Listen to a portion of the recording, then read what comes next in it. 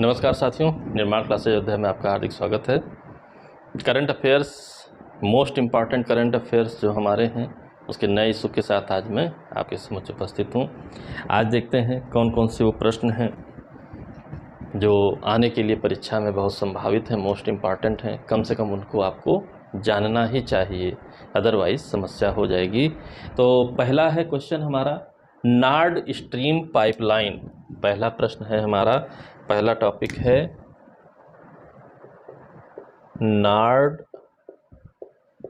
Stream pipeline. ठीक है, चर्चा में रहा है। यूरोप इस समय लगातार युद्ध के कारण चर्चा में रहा है। ठीक, ये लेनिनग्राद रूस से, इस पाइपलाइन की क्या विशेषता है? लेनिनग्राद जो कि रूस में है, यहाँ से लेकर के, ठीक है, रूस से लेकर के जर्मनी, ठीक है, जो कि यूरोप में है, आप जानते हैं। ठीक, यहाँ से लेकर के जर्मनी तक गैस पाइपलाइन है। ठीक है, यानी कि हम इसको क्या कह सकते हैं? गैस पाइपलाइन है, पाइपलाइन है। ठीक है, रूस इसके माध्यम से क्या करता है? गैस को निर्यात करता है। ठीक है, रूस से यूरोप में गैस निर्यात होती है। ठीक, इसकी एक और विशेषता भी है, क्या? ये है बाल्टिक सागर में। ठीक है, बाल्टिक सागर अगर आप देखेंगे तो आपको मैप में मिलेगा, बाल्टिक सागर होते हुए जाती है। ठीक है, नॉर्ड स्ट्रीम पाइपलाइन। तो इस समय रसिया और यूरोप के मध्य कुछ संबंध बहुत अच्छे नहीं चल रहे हैं, तो जाहिर सी बात है ऐसे पाइपलाइन और तमाम जो आयात निर्यात के विषय वस्तुएं हैं वो चर्चा में लगातार हैं, इसलिए आपका मोस्ट इम्पॉर्टेंट प्रश्न बनता है। अगला है अंतर्राष्ट्रीय बौद्धिक संपदा सूचकांक। अंतर्राष्ट्रीय बौद्धिक संपदा सूचकांक। ठीक है, intellectual property index. Intellectual property index है, किसी भी देश में बौद्धिक संपदा की क्या स्थिति है उसके संबंध में अंतर्राष्ट्रीय बौद्धिक संपदा सूचकांक। ठीक है, ये यूएस चैम्बर ऑफ कॉमर्स के द्वारा, ठीक है, ये सूचकांक किसके द्वारा लाया जाता है? यूएस चैम्बर ऑफ कॉमर्स द्वारा इस सूचकांक का निर्माण किया जाता है। ठीक है, और इसका एक सेंटर है ग्लोबल इनोवेशन पॉलिसी सेंटर। ठीक है, यूएस चैम्बर ऑफ कॉमर्स का एक सेंटर है ग्लोबल, ठीक है, global innovation policy centre, innovation policy centre. ठीक है, इसी की सहायता से ये इंडेक्स आपका डेवलप किया जाता है। ठीक है, अब बात आई भारत की क्या स्थिति है। भारत की क्या स्थिति है? इंडिया की स्थिति ही इम्पोर्टेंट पूछा जाता है, इंडिया की क्या स्थिति है। ठीक है, तो भारत में बुद्धिमान लोगों की संख्या कम नहीं है, लेकिन 43 आउट ऑफ 55 देशों में के लिए सूचकांक जारी किया गया है, जिसमें 43rd नंबर इंडिया का है और फर्स्ट नंबर यूएसए का है। ये बात आपको जानना पड़ेगा। यूएसए संयुक्त राज्य अमेरिका का पहला स्थान है बौद्धिक संपदा के मामले में। थोड़ा सा यह भी जान लीजिए कि ये जो यूएस चैम्बर ऑफ कॉमर्स है, ये सबसे बड़ा व्यापारिक संगठन है। इस बात को भी आप जाने रहिए, ठीक है। सबसे बड़ा व्यापारिक संगठन के रूप में भी विश्व में ये जाना जाता है, ठीक है। अगला एक सैन्य अभ्यास हुआ धर्म गार्जियन 22। धर्म गार्जियन 22 ये सैन्य अभ्यास है, ठीक है, सेनाओं का अभ्यास है। अब बात आई किसके किसके बीच हुआ, कहाँ पर हुआ, यह जानना बहुत ज़रूरी है। तो भारत और जापान के बीच वार्षिक होता है, ठीक है। इंडिया और जापान के बीच ईयरली ये अभ्यास किया जाता है। भारत की सेना रहती है, जापान की सेना रहती है, वार्षिक सैन्य अभ्यास के रूप में है। इस बार भारत में ही हुआ, इसलिए मोस्ट इम्पॉर्टेंट है। बेलगाम कर्नाटक में, ठीक है। कहाँ पर हुआ?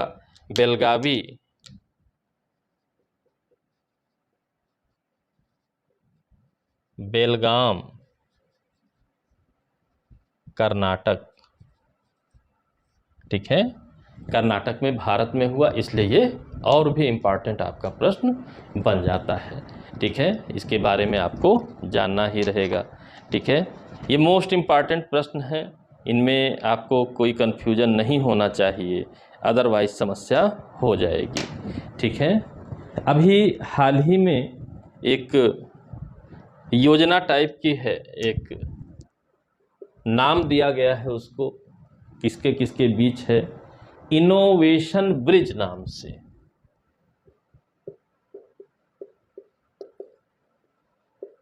इनोवेशन ब्रिज, ठीक है, यानी कि जो नवाचार हो रहा है उसमें पुल बनाने का कार्य किया जाएगा, ठीक है। इनोवेशन ब्रिज नाम का ये आपका एक योजना है, ठीक। ये भारत और इजराइल के मध्य है। ये योजना किसकी किसके बीच है? भारत और इजराइल।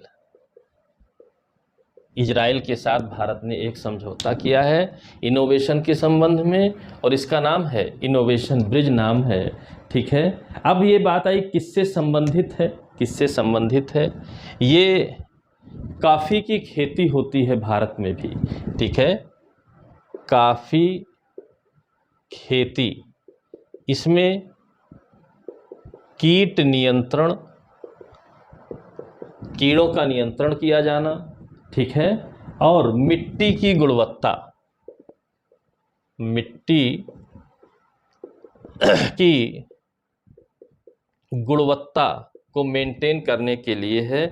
फिलहाल ये कॉफ़ी की खेती, ये भी आपको पता चलेगा कहाँ पर होती है, भारत में, दक्षिण भारत में होती है, कर्नाटका में, ठीक है। बेंगलुरु में ये योजना लागू की गई है, बेंगलुरु के लिए ये समझौता किया गया है, इस बात को आपको ध्यान रखना है, ठीक है, इस बात को ध्यान रखना है।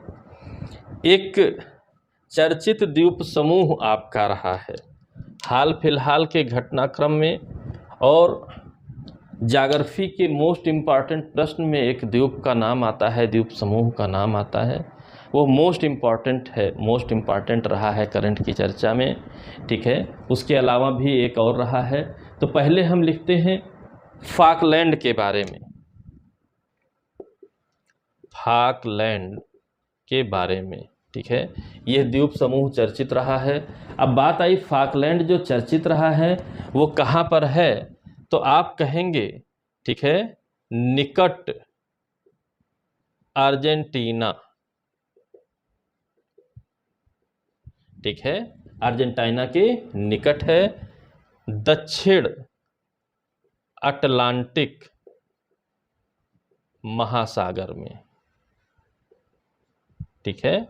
अर्जेंटीना के निकट आप जाएंगे दक्षिण अटलांटिक महासागर में, यहाँ पर आप देखेंगे, ठीक है, यानी कि जो दक्षिण अमेरिकी कॉन्टिनेंट है आपका, उसमें नीचे की ओर जाएंगे, यानी दक्षिण दिशा में जब जाएंगे आप, तो आपको अर्जेंटीना पूर्वी तट पर मिलेगा, और उसी के निकट ये स्थित है आपका, ठीक है, फाकलैंड द्वीप समूह। अब मेन बात क्या है, इसका इतिहास भी अपना है।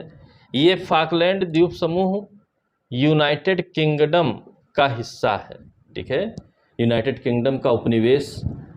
अर्जेंटीना भी था, फाकलैंड भी था। अर्जेंटीना तो स्वतंत्र हो गया, स्वतंत्र स्थिति बना ली, लेकिन फाकलैंड अभी भी यूके के ही अंडर में है, यूके के ही कंट्रोल में है, ठीक है। इसको यूके का, ठीक है, आंतरिक स्वशासी समुद्र पारीय क्षेत्र भी कहा जाता है। आंतरिक स्वशासी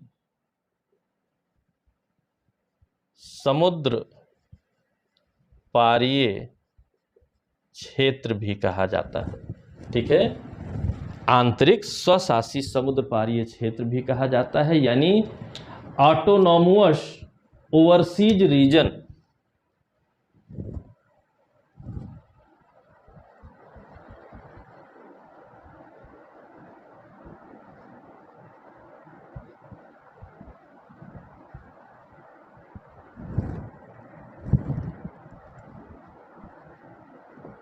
ठीक है, AOR भी कहा जाता है, ऑटोनॉमस ओवरसीज रीजन भी कहा जाता है।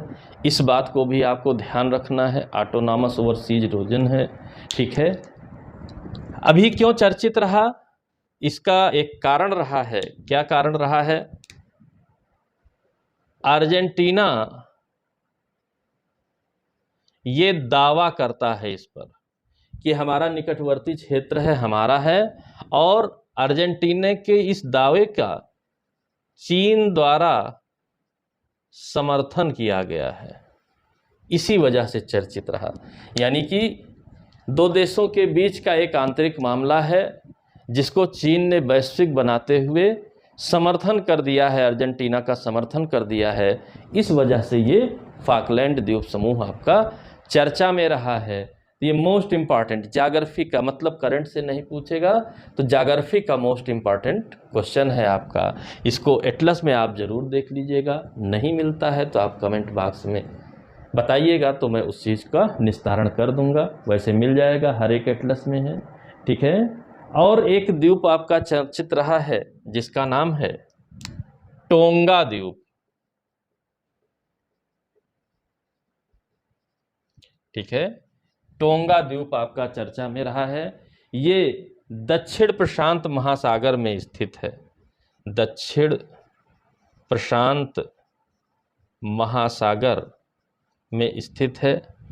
और प्रशांत महासागर के चारों ओर एक क्षेत्र होता है जिसे रिंग ऑफ फायर कहा जाता है।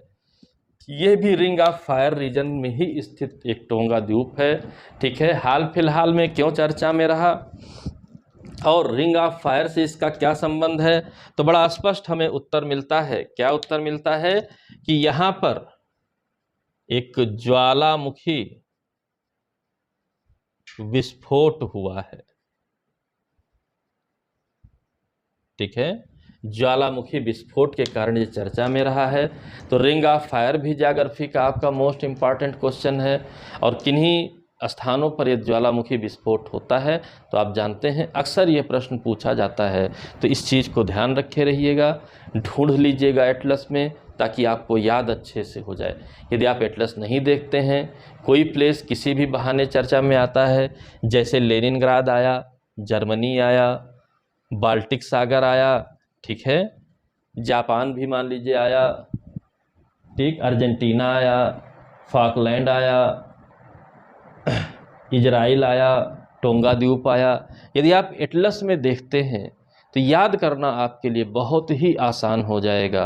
एटलस में देखना एक अभ्यास बनता है, तो अभ्यास का परिणाम यह रहता है कि जब हमारे प्रश्न ज्योग्राफी के आते हैं तो हमें परेशान नहीं होना पड़ता है, कहीं ना कहीं मैप हमारे दिमाग में बना रहता है।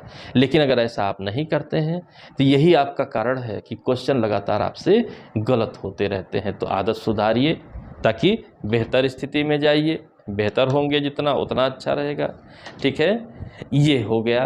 अब इसी के साथ एक और प्रश्न आपका भारत का चर्चित है, सरिस्का टाइगर रिजर्व, ठीक है। भारत का एक टाइगर रिजर्व है, सरिस्का टाइगर रिजर्व, ठीक है, ये राजस्थान में स्थित है, ये बात आप जानते हैं, राजस्थान में स्थित है।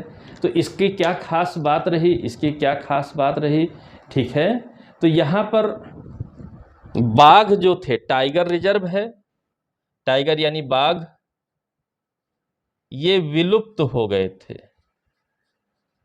ठीक है, बाघ का रिजर्व तो है लेकिन यहां पर विलुप्त हो गए थे।